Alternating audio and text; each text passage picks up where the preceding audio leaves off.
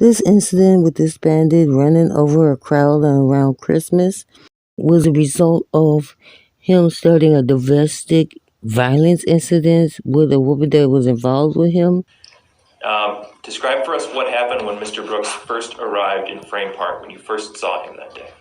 We were still arguing, pretty much. He was already in a bad mood when he met up with me anyways. In a domestic incident moments before his car ran over people in the crowd. A horrific act left at least 5 people dead and more than 40 others injured. Among those hurt, 18 children.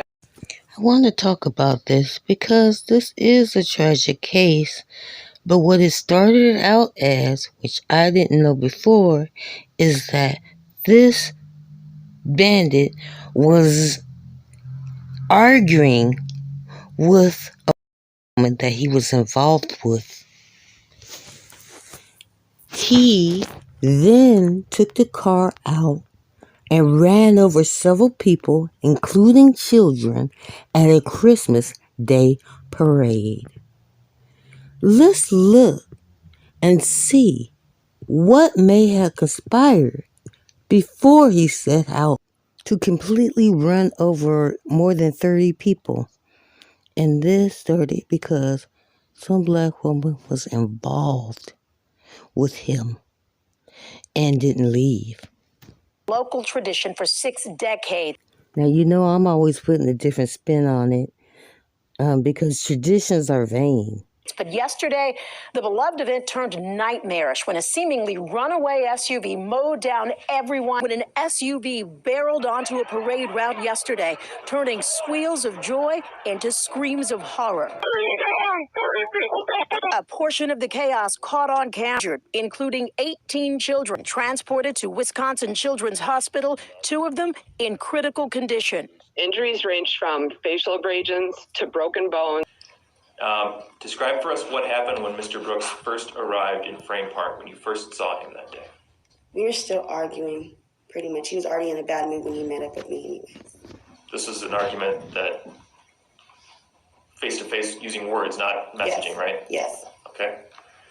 Did you get in the vehicle? Yes. Okay, and what happened next?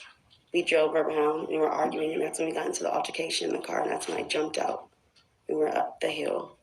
Do you remember exactly the route that the 2 of you took while you were driving around? Objection, relevancy. Overruled. She may answer. Yes, I do. I'm not sure the exact street names. Like I said, I'm not from Waukesha, but I do know the route. Up the hill was farther more, and then that's when he hit me, and I jumped out of his car. Well, his mother's car. Where were you sitting when he hit you? The passenger side front seat. Where was he sitting? Driver's side. What did he use to hit you? His hand. Was it an open hand, a closed fist? Yes. Well, it was like this, like his open hand. Okay. But it was hard. So the record should reflect that the witness raised her right hand and Yes. kind of waved it almost like a back slap? No, harder than that. Okay. They know that these bandits are violent. And these women like her, they stay in these domestic violence situations. And they are so unaware that it gets worse. It doesn't get better. She agreed to get in a car with this person who's already violent towards her to begin with.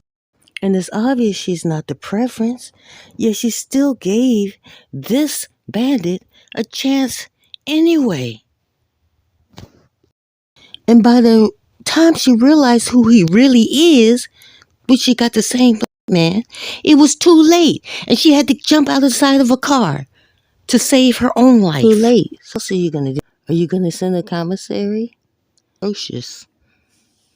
How they can sit up here, see everything that's going on, and still choose to sit up here and get open hand slapped by somebody and then try to escape way too late. I'm going to stop right there.